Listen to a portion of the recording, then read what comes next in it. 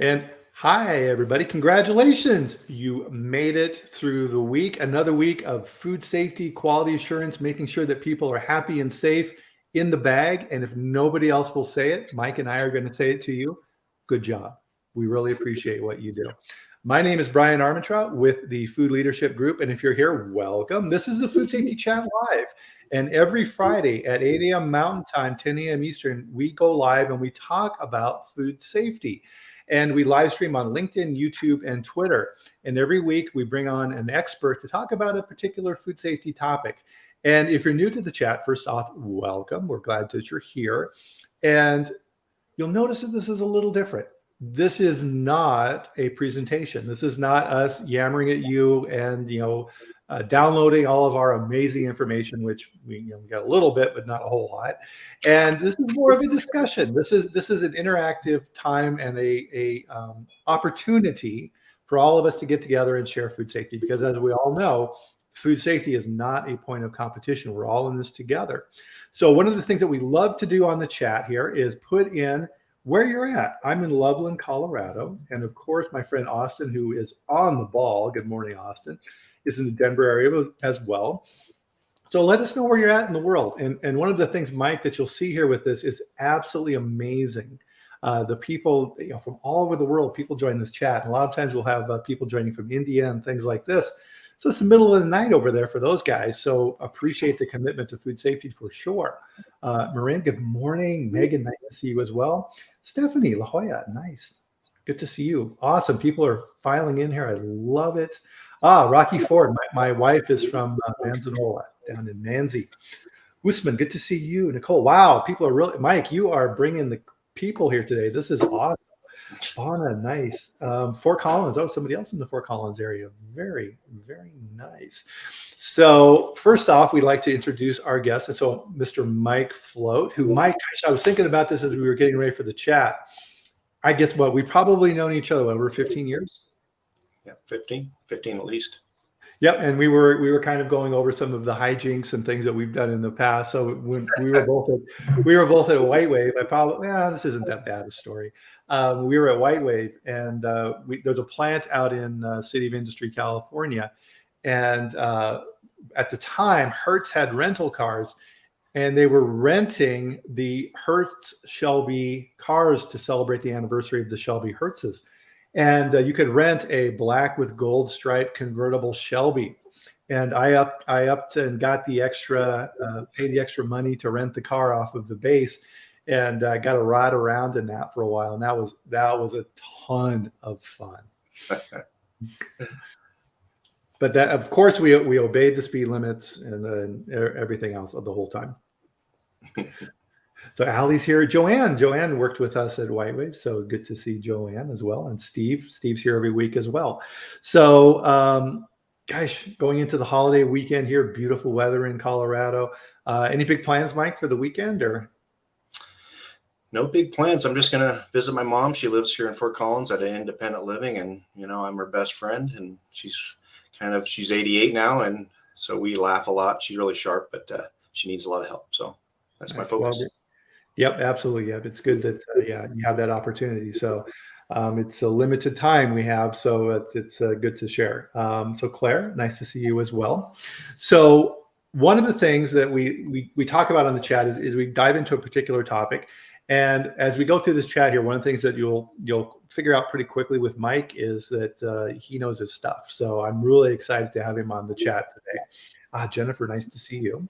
And allergen control. So Mike, year in, year out, it's just like, oh my goodness, allergens. Always in the top 3 for recalls, isn't it? Yeah, it's always there. Yeah, on the ticker every morning I see something, Yeah, and it's just, and now we've got sesame, and you have different companies that are trying different techniques and strategies, and we've talked about this on the chat as well before with managing these new allergens associated with sesame. There's always something new coming down the pike. And if you're new to the chat, this is going to be something that you'll recognize from me if you're an old timer, is that one of the companies that I'm just like, it's the forehead thing, right? It's Frito-Lay. And I looked at the food safety summary this week, and one of the things that we do is on locals, and I'll put the locals group connection here later in the chat, is it's just, oh my goodness, Mike, again, Frito-Lay on June 16th had another recall for allergens in their products. So this time Tostitos had a milk allergen. And so in their avocado salsa dip, and it's just kind of like, really? I mean, come on. And I went through this list. And again, if you're not familiar with this site, this is Food Industry Council. And so they have a site here where you can go and research recalls. And so Sean Stevens over at Food Industry Council puts this together, and he pays for this himself. And this is an amazing tool for researching recalls. And I went back through this list, Mike. Just take a guess. How many recalls are on this list for Frito-Lay? All but one of them is for allergens.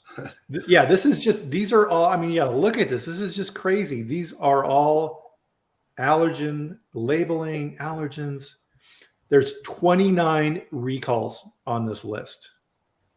And Frito-Lay had a warning letter in, what was it, a couple years ago. So it was November of, I'm looking at it here, November of 2020. FDA finally got fed up with Tostitos and Frito-Lay and said, I mean, come on. And the CEO of the company got a warning letter, and they're still having recalls. My advice is, if you have someone who has an allergenic reaction, if they're sensitive, avoid Frito-Lay products, because these guys just don't have this under control, and it's a serious risk to people with those issues.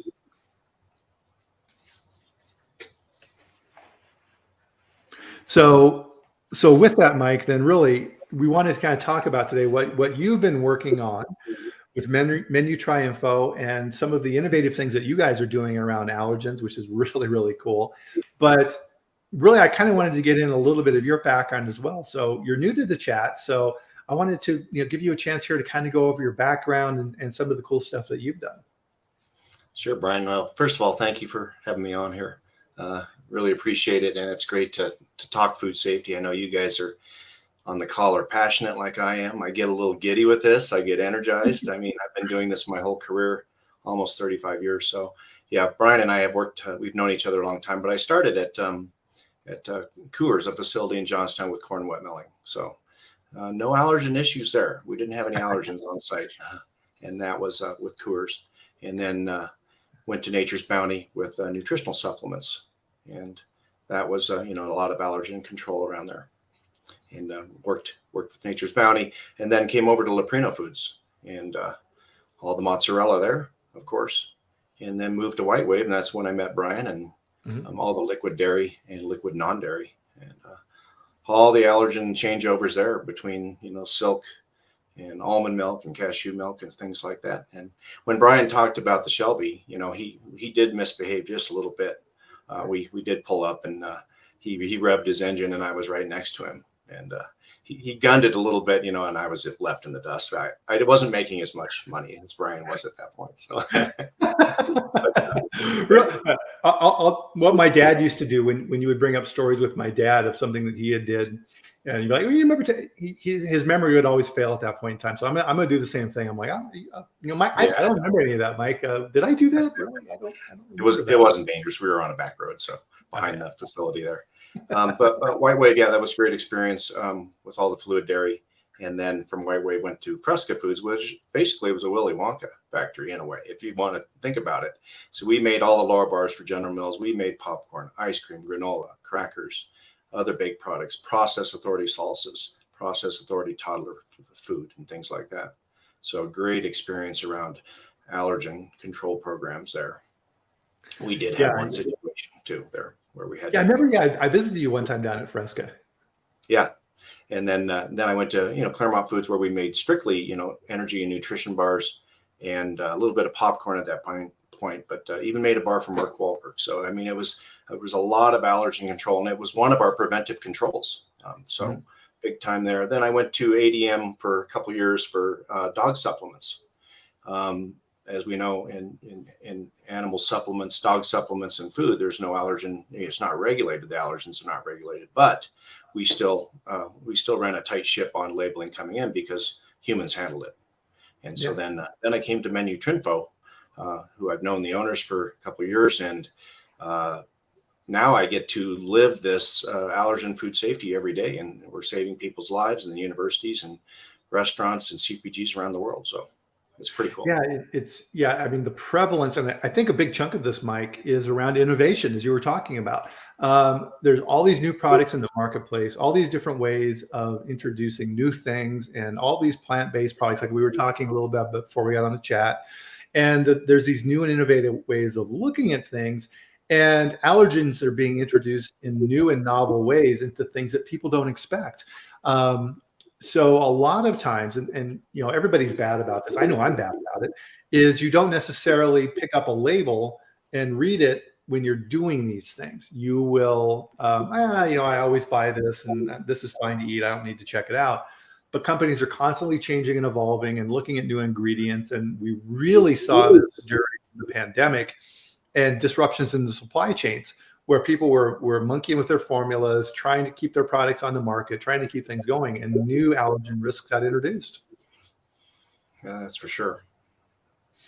And people on the chat, I'm surprised nobody hasn't said this in the chat yet, because I've jumped the gun, and I tend to do this, right? I tend to do this. So we're going to pull back a little bit here and join us, everybody, for a drink with Mike and I. Cheers. Very nice. I love your mouth. I was waiting for that, Bryan. Yeah, feel free. It's like if I forget, like whack, you know, hit me, like, because kind of like what you said, Mike, is like we all geek out on this, on the food safety, and so it's so easy to jump in these topics right away. So it's kind of a funny thing. So reflecting on your background as well, Mike, it's like me as well. Is one of the pieces of advice I always gave to people who worked for me in quality management, things like this, and everybody on the chat will recognize this, is never burn bridges in our business, because you never know who you're going to work with in the future, or who's going to be your boss for that matter. And it's a funny world that we work in. And I have an entrepreneur friend from Mexico, and he describes what we do as a hyper niche. And it's true, right? What we do is that it's a very small group of people who focus in on what we're doing right now. And that's why it's so awesome to have these chats and help improve the knowledge base, because people were really relying on us for these things. They really are. And, you know, like you said, your career has been long. Mine's been, I'm a little older, so my career is a little longer, but allergen control programs are so important from the suppliers and ingredients. And we'll talk more about this, but I mean, and I was over sanitation in all these companies too. So there's a huge part there, you know, around cleaning and sanitizing. So definitely. It can be run really well. Absolutely. So give everybody kind of a sense of Menu Trinfo and what you guys are doing there. Yeah, Menu Trinfo is a pretty amazing company. Betsy Craig and Rocky Craig are the owners, and I've known them for almost 10 years. Mm-hmm. And they started basically doing nutritional analysis. Rocky is a computer whiz and built a database that's even larger than the FDA's. Wow. And we do nutritional analysis, NFPs for customers, and nutritional analysis for menus and restaurants and university dining halls. So that's where the company started. And then shortly after that, they began doing allergen training and made it as an accredited allergen training, and began in Cornell University and has expanded to 150 to 200 universities with training. Wow. So it's pretty amazing with that, and saving lives at the university kitchens and dining halls. And that was the training piece.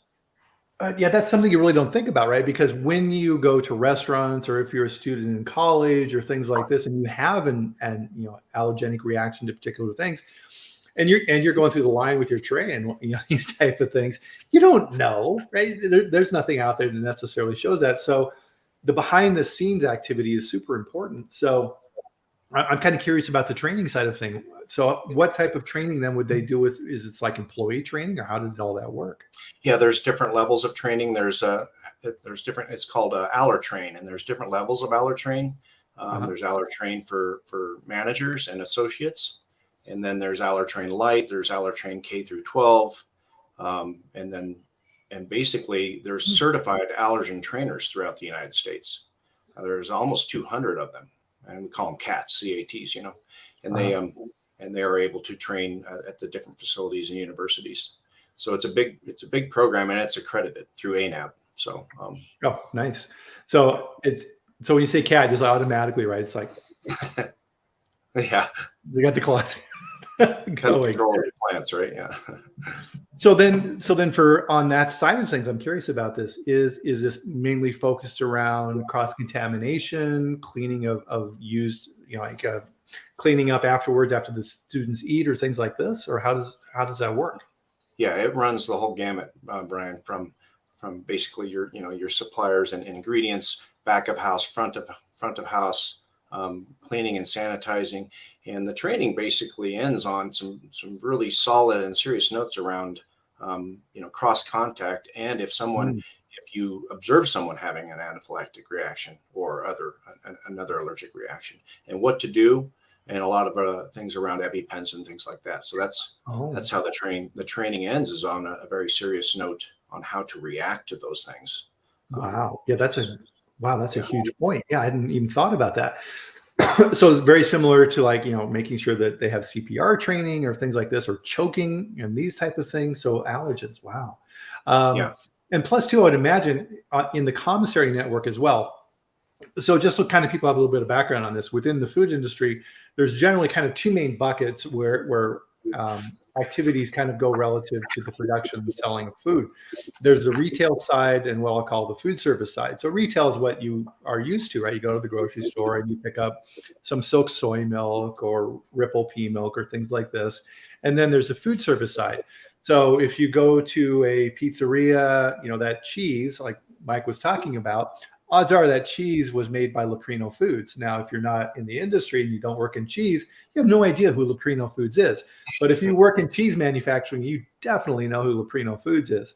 They're the largest manufacturer of mozzarella in the world, but you never see their name because they're focused on the back of the house type of activity. So they're supplying the cheese and the other ingredients. And a lot of times on the food service side, you have a very complicated distribution network. So you have food service distributors. So think like Cisco or US Food Service or companies like this. You also have brokers and distributors and jobbers and all of these type of things that take place to get that food to these universities and other locations. And that kind of dovetails in with other conversations we've had here around enhanced traceability of managing how that goes back through the system. And that's been a big frustration with FDA, but that's a subject for another talk. But I would imagine, Mike, on the commissary, the university side of activities, trying to figure out and verify allergens and what's coming into those locations has got to be really hard. Yeah, that's the biggest risk on anything, even in CPGs, restaurants or dining halls, very similar, right? And so we really help the universities with other assessment programs in the certified free from program, which we'll talk a little bit about. We really have a lot of focus on the raw materials and ingredients coming in, and that supplier and ingredient vetting is just the most important. It's the very first thing you want to do. And so there has to be very strict control, and we do have controls around when new ingredients are added. We don't allow emergency suppliers and things like that. So we try to keep that as tight as possible. But that's the key, ingredient and supplier vetting and watching that coming in the door. Interesting. So kind of the main areas of focus then for you guys is restaurants, it's like universities, and then food manufacturers, right? We haven't talked about them yet. Let's kind of talk about them a little bit. Yeah. So then leading from our, our training programs, then we developed allergen assessment programs called Allercheck. And they were, 27 to 30 point, you could go into a facility and do an Allercheck, basically look at their allergen control programs. We can actually advise and provide recommendations. That is not an accredited program there. We also do a gluten check, and then it leads up to certified free from allergens, which is an accredited program through ANAB and ISO 17065, and also gluten-free certification. So we offer those two at universities, and we do it at both universities and CBGs right now. And so then that is an accredited program where we go in, and it's a longer audit, and it's focused specifically on the allergen control programs. It's so, I love it, because that's where it all, that's where all this risk is. I mean, we have bacterial, of course, and I'm a sanitation expert, but I mean, I'm also an allergen expert, and that's the key, is to go in and focus on those programs, really from the beginning to end of them. So really what you're doing then is on that side, if I can reflect this back to what you're saying, is it's kind of a tiered approach. So if I'm a manufacturer, I can come to you and say, hey, Mike, we're looking at up in our game for allergen controls. I'm pretty concerned about that. This is a preventive control. This is in my food safety plan, but I want to get an assessment. So that would kind of be step one. Yeah, some people will do that. If you do the assessments, then there is a period of time before you can become certified free from, and be able to put that seal on your products, to actually be certified on things like that, on claim, and then therefore no soft claims are allowed on the products and things like that. Your program is basically bolstered by us coming in. I mean, I ran the programs for years, and I had all these other things, right? I had sanitation, I had quality, I had numerous problems every day to solve. And the key is that food managers, QA managers, QA directors, they have a lot to do. And what's nice about this is that we come in and help with that specific program. And that's, I think it's just the best. And I mean, allergens can kill you. I mean, my daughter's allergic to 3 tree nuts severely, and she looks at the labels all the time. So if there's a validated seal, and this will come more and more in the next few years. So, well, that's a good point, because I mean, that's really, if you're somebody who has a severe allergenic reaction to things, you're really trusting that label to give you the information that you need, because you're not running around with a test kit and testing all the things before you eat them. And when we were talking about this too, Mike, you threw a statement in there that I wanted to kind of expand on to make sure everybody understands. So you said soft claim. What's a soft claim? Yeah, I mean, a soft claim is, and I've seen them for years, making all these products, being with it. It's like, you'll see, I originally saw it years ago with popcorn. It was like nut free, and I said, oh, that's interesting. And then it would be dairy free, soy free. You see a lot of soft claims. You even see gluten free, that people that don't want to maybe spend money to have a focused audit and to be certified. And those are considered soft claims.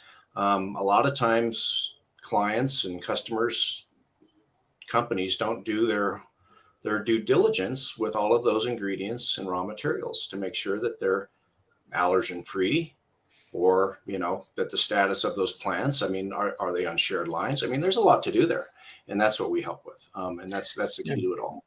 Yeah, and so for me, and we'll get into kind of the analytical side of it as well, but I've worked for companies with those type of claims. And so, okay, marketing wants to put on the package soy free. And it's like, well, we don't buy anything with soy in it, so we're cool. We got a letter from our supplier that says they don't have any soy. We gave them an allergen questionnaire. That's why we make that claim. Is that good enough? It really isn't, and I went through some of that. We had some energy bar customers that had these soft claims on them, and we were testing that product, and we were getting some hits on milk and things like that. And it's really around, there has to be so much due diligence done on the suppliers. And first of all, and then these soft claims, a lot of people will put them on there and not do the homework, right. And then you're running into trouble. My daughter won't, she won't eat anything like that. But something that has a valid seal, or, other certifications like certified free from, this is where we're all going with this, and then that's going to be safe for the whole world, safer for the whole world. It brings more trust and confidence.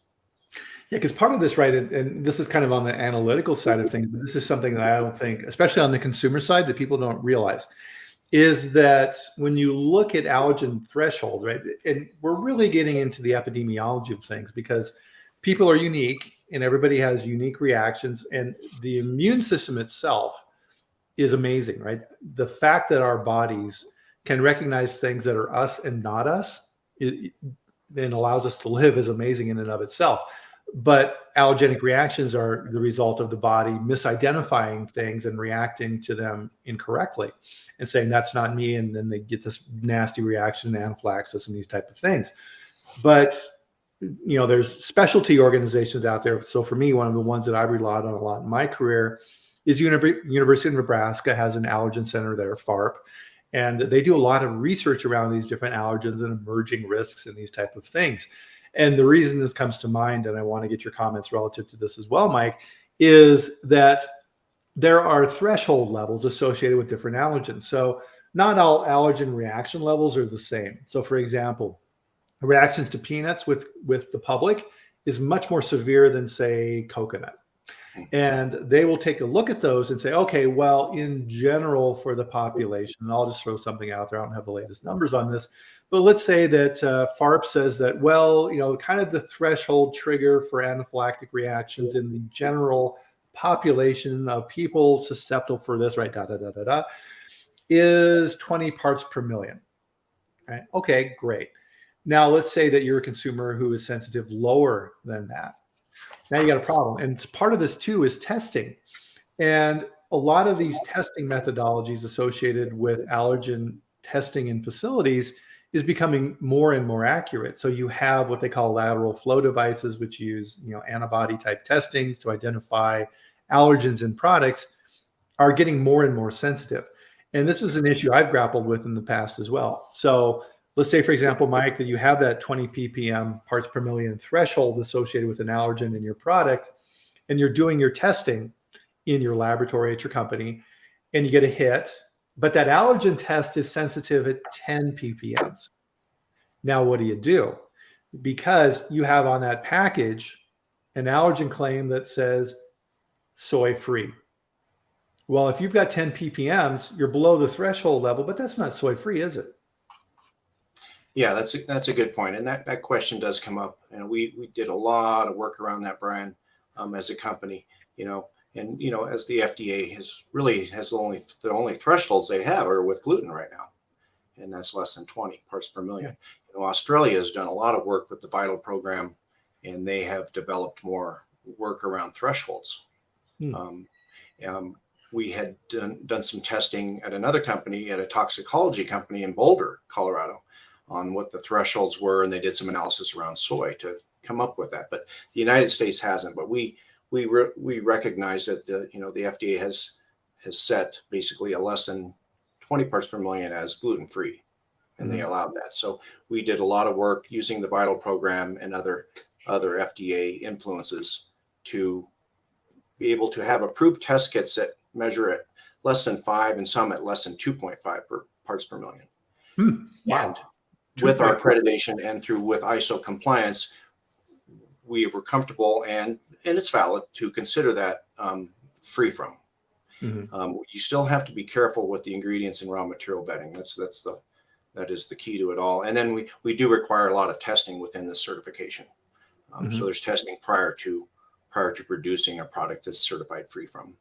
Gotcha. So here's kind of a weird question I've dealt with in the past, and so I'm sure you have as well.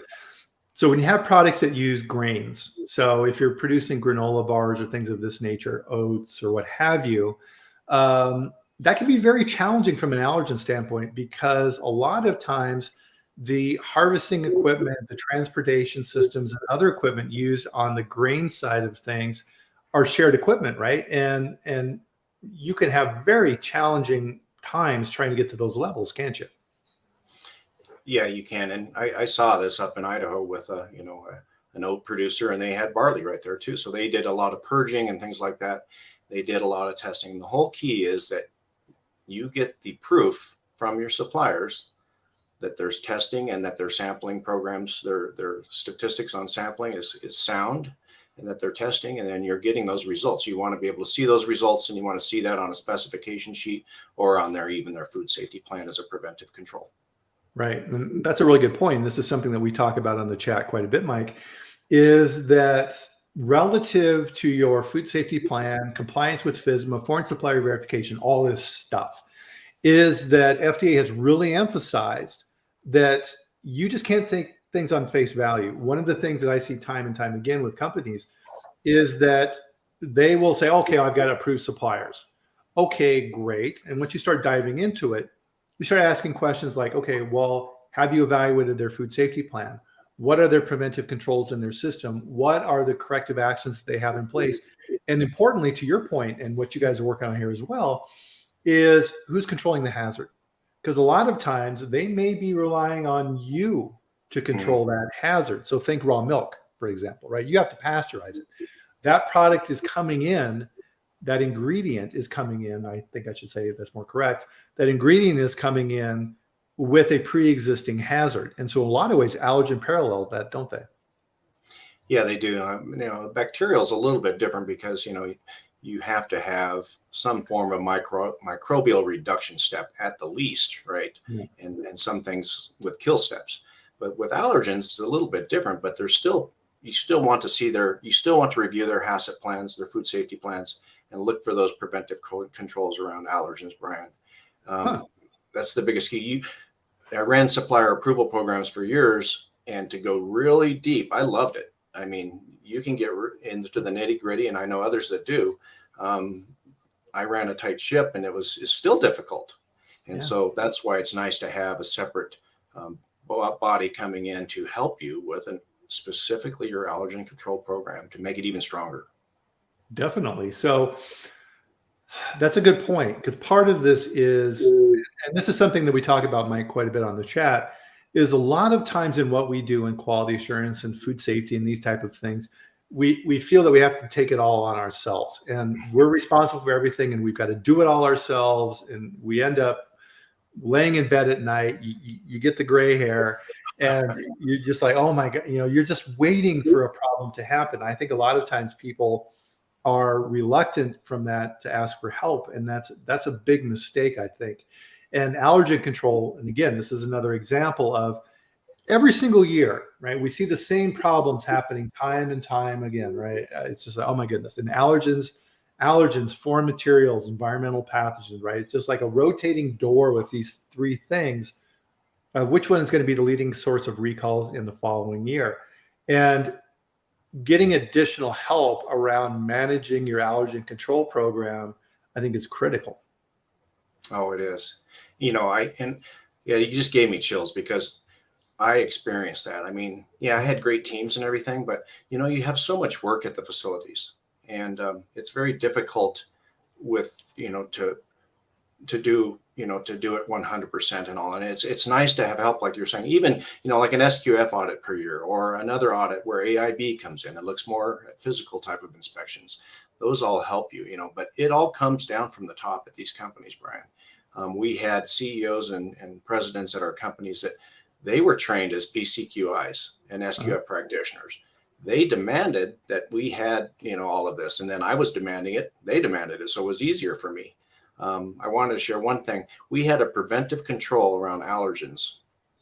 And when the materials came, let's say we were going to make 50,000 Mark Wahlberg bars. That pallet came over 2 days before for 50,000 bars, all the materials. We had a preventive control where we would walk around and dismantle that pallet to make sure that all of the ingredients were accurate to the packaging. That was an allergen preventive control, and that was my favorite. And it gives me goosebumps because that's where it's at. I slept better at night, having that in place. But yeah, you're right. There's many nights at some of the companies where I didn't sleep so well. Yeah, and it all comes back to, right? So the cornerstone of all these programs and having an effective food safety plan and programs is validation and verification. And this is something that we talk about in the chat as well. So setting up that initial validation of understanding your test methodology, your sampling programs, bringing experts in to look at this, right? Sanitation is a prime example of this. And then using your ongoing verification programs to make sure that you're staying on track. Extremely important. Yeah, I think you just hit on a very important part. And I think we'll probably get to, like, why are there issues? Why are there so many issues out there? And what are some of the common, root causes? But yeah, you pointed out verification. It's not just, monitoring things from day to day. It's really the verification piece is the most important almost. I mean, validation is key, but doing actually verifications each day on the floor around allergen control, that's the whole key. And having that leadership from the top that allows that from your leads, your supervisors, your QA people, to have enough bandwidth to be able to focus on that verification. And then the validations, I did so many of them, or annual or semi-annual with equipment and lines. And that's the fun part, doing all the microbiology and allergen swabbing and ATP and visual, all to make one big validation, one big set of data. Yeah. on the line. Yeah, here's something that I think a lot of people gloss over and really don't understand. And, as a lab rat, you'll totally, get this immediately, is matrix, right? Just because you go to a company and say, I want an allergen test kit, that doesn't mean it's going to work on your product. You may have an extremely viscous product. You may have something that is not easily testable. You may have something that has random distribution of allergens potentially within that product. Setting that program up is extremely important, isn't it? Yes, it is. And that's where we came up with our approved suppliers. We did a lot of work on that with Neogen. We're working with partners there, Hygiena and Romer. Romer's been excellent, over the years. And, our buddies at Eurofins have a nice setup down there in Louisiana. But we do have approved test kits that we did a lot of research around different matrices of foods, and mainly we're looking at surfaces mainly though, Brian. And so that helps a lot.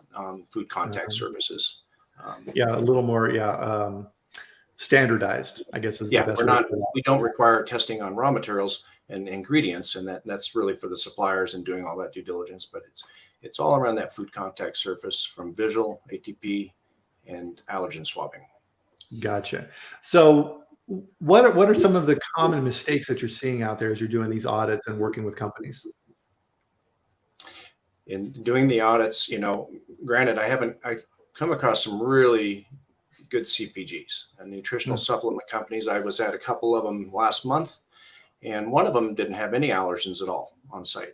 And so it was a pretty smooth audit, but there's still an allergen control program. But I guess the main thing I've seen, Brian, in other companies and even in my past, it's about training, first of all. And you have to have really solid training. I love that stuff. And you train and train and train, and you make it serious. I talk about the fatalities that could, have happened with allergens. And I talk about my daughter. And so you make it really strong, and the training has to be more than just once a year. Okay. And so you bring that on. That's the main thing. But everyone says, well, training, that doesn't do it all.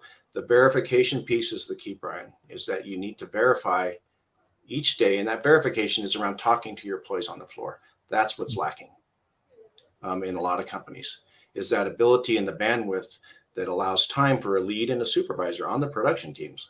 I've seen it done really well, where they're out there and they're watching GMPs and allergen control, and they can walk around and they have time to comment and talk to people about it.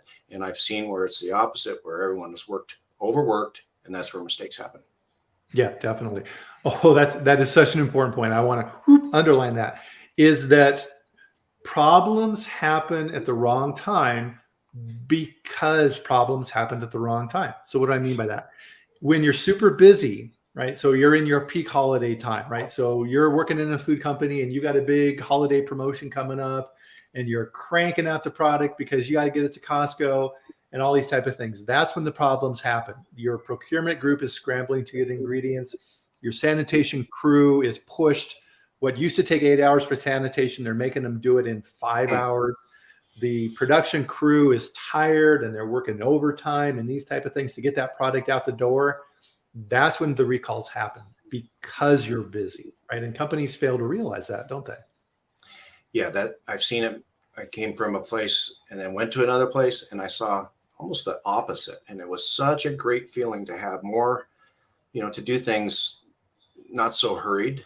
My sanitation teams had plenty of time. They actually did an initial pre-op themselves with ATP and allergen swabs. So that was a really neat feeling. But when I saw the other, when it was too rushed and there was too much going on, mistakes happened, and there were a couple issues that we ran into with the other company, with that preventive control I was talking about, and the amount of time and the owners wanting that. That was the hugest key.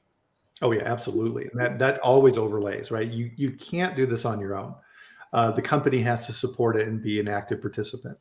One of the things, Mike, that you said a little bit ago in your statement as well, struck me as well, is that, okay, I'm a potential customer and you talk with me and I say, well, Mike, I don't really need this service because I don't have any allergens in my plant, so I'm cool.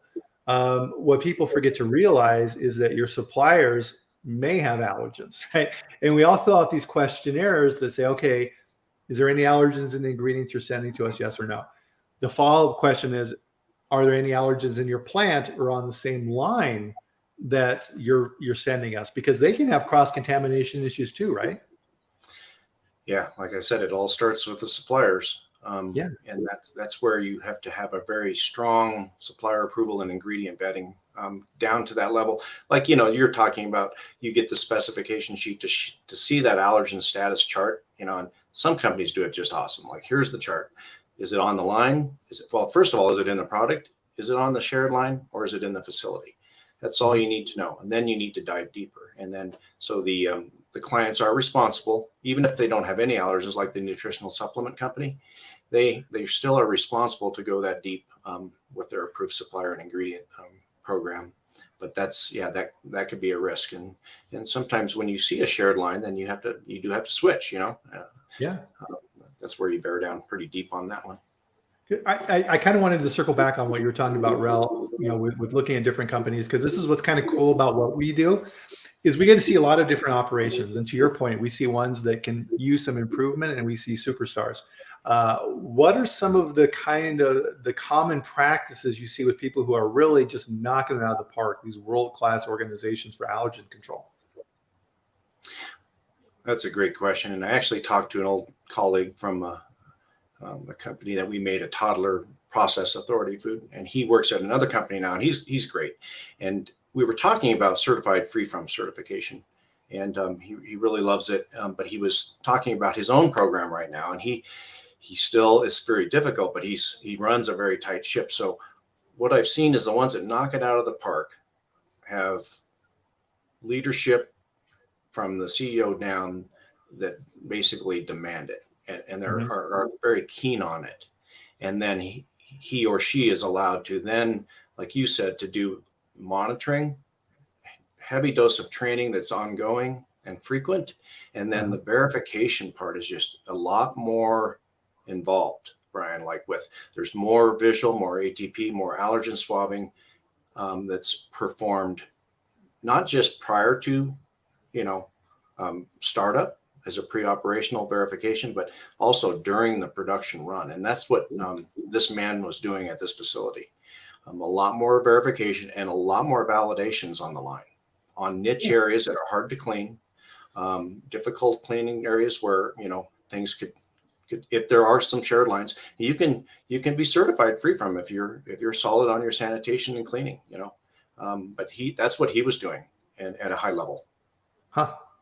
Interesting. So I think, and I bet a lot of people in the chat are picking up on this, is that really what we're talking about, and within the allergen side of things too, Mike, is when you kind of back up and look at your programs overall, this is food safety culture, isn't it? Yeah. This is, and we talk about some of those new things on the culture of food safety. And I always get chills when you say these things, Brian. I'm very passionate about this, and it affects me. And we were working on some projects with the food safety culture, and I know all of you on the call have heard of that, and it's kind of a newer term in some of the SQF audits and BRC audits. It's that food safety culture, but I've been there where it's not really, the culture is just not there, and I've also been there where it's excellent, and that's when mistakes like that don't happen, or people will raise their hands more. That food safety culture, and when everyone is involved and they know how serious it is, whether it's bacterial or allergen, they raise their hands. Right. And so it's all about building that culture. We were building a nice program at the last company, getting operations involved, production people on teams, that we had different names of the teams, like, and then they would come up with, they would do the inspections with us weekly. It was top notch. I mean, I tell you, and I had a lot of help with it. And that's a good point. And it's something, Mike, that we talk about in the chat here quite a bit, is that if you think that you can sit in your office as, QA manager, head of food safety or whatever, and write policies and procedures and test methodologies, and then you have your piece of paper and you go give it to people and you say, go do this, ain't gonna happen, right? Ain't gonna happen. You have to get out there. You have to teach people. The how is nice, but the why is more important. Yeah. And I remember, I was on the floor a lot, and there was a period of time when I wasn't. And I remember this man coming up to me and he said, Mike, he goes, we miss you out there. Yeah. We missed your help. And so then I started to go out more, and they needed that. They needed that support. And so at the one company, our president and CEO was on the floor regularly. I was on the floor regularly. That's where you have that culture gets instilled in people. And the tough thing is the turnover these days. With the pandemic, it's been tough. So that's hard with new people, but you have to get them, trained early on and make sure they understand how serious it is, and to keep working with them, and to go talk to them in the break rooms, just to be part of them. I just love that part. Yeah, definitely. And so as we've talked about on the chat before, there's easier ways to make money than what we do, right? Work in operations, work in the front office or whatever. Right? We do food safety and we work in this field because we care, right? To your point, we have a vested interest. We have a family member who is sensitive, or we've seen the outcomes of this, like Dr. Detweiler, who lost his son Riley to E. coli. We understand the absolute seriousness of what we do, and we do it because we care. And so, guys, great questions coming here. Let's take a couple of these questions and keep them coming, right? This is a great opportunity to talk with Mike here. There's a couple more questions. So Alexis had a question here. So what training would be helpful, Mike, to keep the whole company in the food safety culture, marketing and sales and these other groups, right? That's a good point, because you have these groups and companies that don't necessarily interact with the operations side of things. They're off doing their kind of thing. So do you have any advice there for Alexis? Yeah, that's a great question, Alexis. And I love that part, because guess what? Just like employee health and safety, everyone's responsible. And food safety is everyone's responsible in the company. And that means the office people, marketing or sales. So I always would train everybody in the company. And that included the office people. They have to know, if they step foot in the plant, they have to know that. And they have to also know that the food safety culture is the most important thing in the whole company to keep us safe from recalls or withdrawals, right? I mean, it could cost a company 10 million or more, or shut them down. So yeah, everyone is trained every year. And that's the fun part, is actually the office people tend to have some really interesting questions, and to get them engaged. Right. Well, and yeah, that's food safety culture. It's getting people invested and involved in understanding. And once you feel part of something, you're much more likely to continue that process and control it and manage it. So those things are super important. Austin had a good question here. Have you seen a company, Mike, that has shifted from a poor culture to a good food safety culture? Well, that's a good question too. I haven't seen it totally, but I was starting on it at a previous company where it was a very poor food safety culture. And I started working with all the groups, and like I said, we created these operational teams that were part of QA, and there were also office people involved. We had 4 different teams that would actually perform the good manufacturing practices inspections each week. And so there were like 3 operations people, there was a maintenance person, there was an office person. And so we were beginning to do these inspections weekly, on having them involved with it. That was the whole key. I loved it. And we had names for the teams. We had, different, celebrations. We would post things visually a lot. That was huge, is to post things visually, but to keep them updated. I went to a Kellogg's facility once. You think these big companies know it all, right? And there was some really old stuff on the wall, so it's really, that's the whole thing. It's not that hard, and when you get everyone involved, you get more help and everyone comes together. So it's pretty cool. Well, and that's a good point, because I think part of this too, right, is with smaller companies, you may not have the resources in-house. And a lot of times you hear this described as, you don't know what you don't know, right? And so bringing in experts to help you with these things is really important. And paradoxically, at large companies, there's a problem, but it's a resource issue, right? And it's just too much to tackle. And big companies are constantly changing and evolving and launching new products and new market initiatives, right? And trying to increase revenue in the company. And a lot of times you can get caught up in that, and it's very difficult. And to your point, Mike, I think, and to what Austin is saying here, is getting an understanding within the company of that food safety culture. So if I'm working in procurement, I understand that my job is just not to buy an ingredient that meets spec as cheaply as possible, because cheap doesn't necessarily mean good. And maybe the marketing people, when they're looking at type of things for claims, that they understand what those claims mean. Because one of the things that I always work with marketing groups and things like this is that when you make claims on packaging, so allergens, kosher, all of these type of claims that we have on packaging now, is that these things are not additive. They're multiplicative in complexity. And the more things you add to the packaging, the greater your chances of having a issue and then causing a recall. So these things become even more important. And when you're dealing with food safety like allergens, oh my goodness, right? Even more so. Thank you for saying that. I have to comment on this. When I was at a company, I was like this close with these, the purchasing director, and there was a supplier. I had a document control and supplier approval person too under me. We were so close together about this not just the culture, but the culture was there about the food safety around preventive controls around bacterial and biological and chemical or allergen. And it was so tight that like I slept well, and so that was really cool. And then you did mention that you have to, whoops, lost you. Oh, did I lose you? Sorry. Nope, I'm here. Yeah. So that part was very good, to have that connection. Everyone has to be involved. Like you mentioned the purchasers, and she was so tied in, Bryan. And she was a PCQI too. So, I mean, we trained a lot of people as preventive control qualified individuals. Good. To get that culture in place. But we're getting some awesome questions here. So Megan had a good question here. Mike, what do you recommend to truly move the needle on allergen control programs, verification of labeling in food manufacturers based on risk? To move the needle on allergen control programs, verifications of labeling in food manufacturers based on the risk.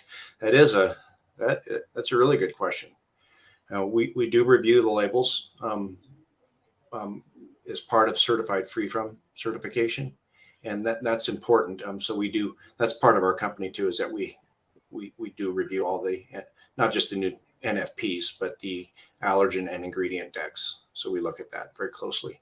And that's key to look at the packaging. And I've seen it before. We had a product that said it contained tamari.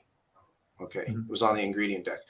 At the time, I didn't know what tamari was. Well, it should have been in parentheses, water, soy, and salt, right? Ooh. And it did not say contain soy on it either.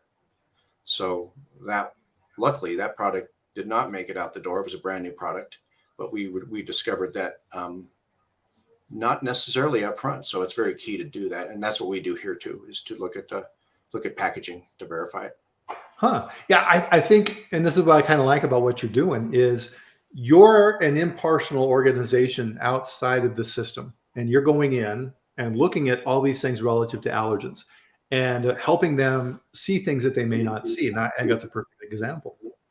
Yeah, that's a perfect example. And it's interesting when I do audits now, and I help audit. We have several auditors, and we have partnerships for auditing around the United States and Canada and more. But it's so interesting to go in and just focus on the allergen control program, because I'm like, oh, I wish I would have had this, help back in the day, just to, and it's a great thing to see and to focus in on this from the suppliers all the way through the process to out the door on the shipping dock. So yeah, absolutely. So one of the things I see behind you there, Mike, is a couple of logos, right? So it says certified and there's a peanut there.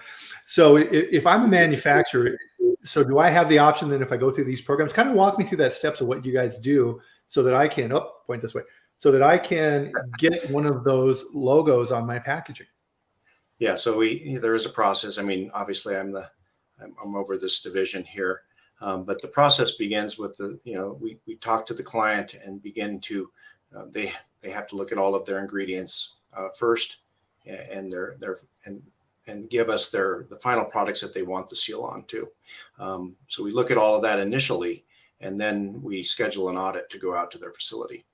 So there's a lot of things that we review up front, especially the allergen control program policy and procedures around that. We look at all of that very closely up front, and then we schedule an audit, and then we go out there.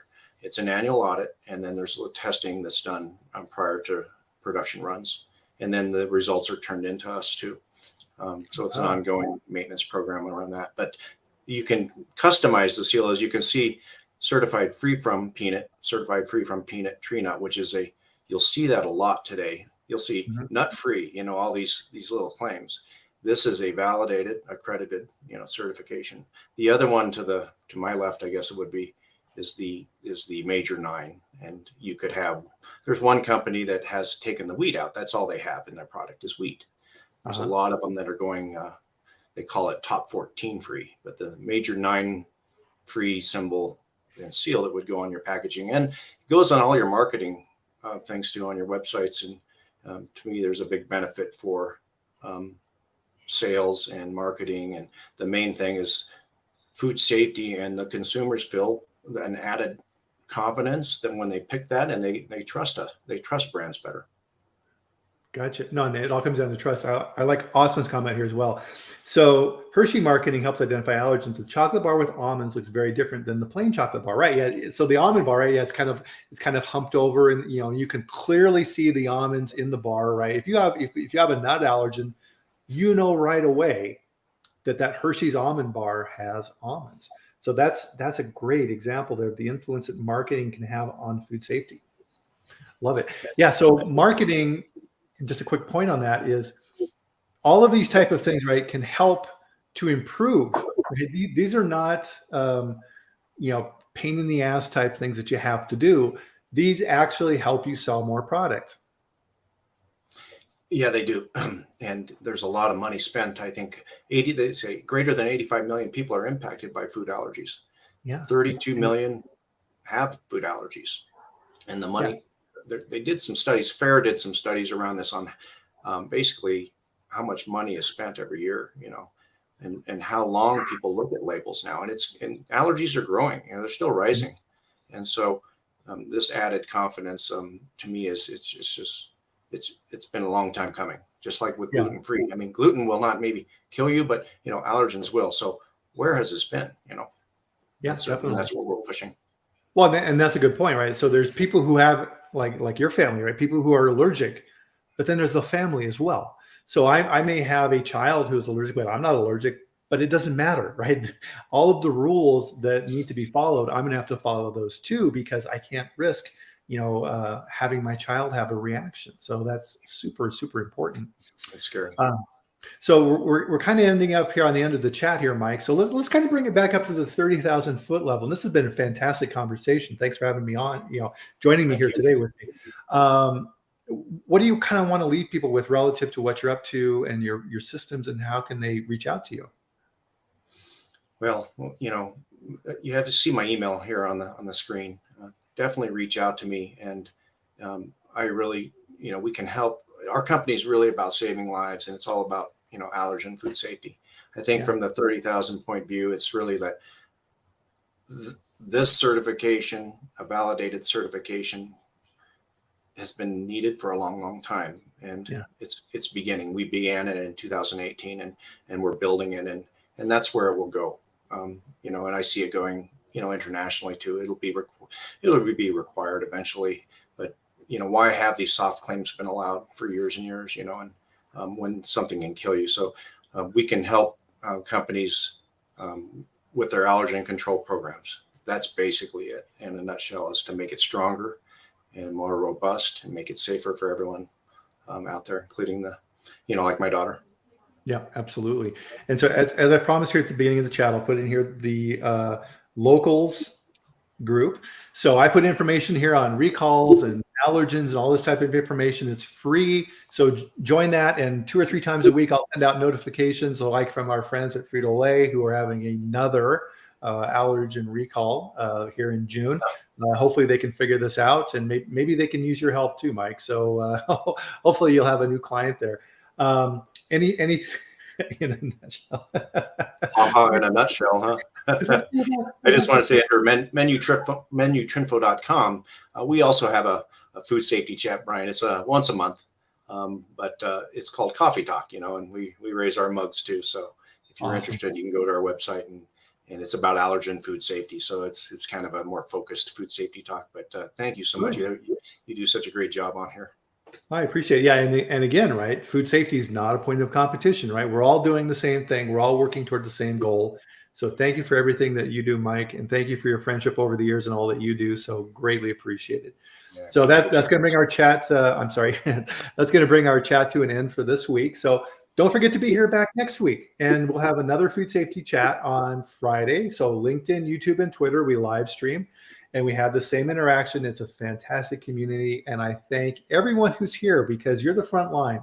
You're the people who are making a difference. You're the people who are protecting Mike's daughter and making sure that people out there are safe and that we have good food. So thank you for everything that you do. And we'll see you back here next Friday at the same time, 8 a.m. Mountain, 10 a.m. Eastern for the next chat. So everybody enjoy your weekend. Enjoy it. Have a great time. And we'll see you back there. And have a great one, Mike, and everybody on the chat. Thanks, everybody. See you next week. Thank you all.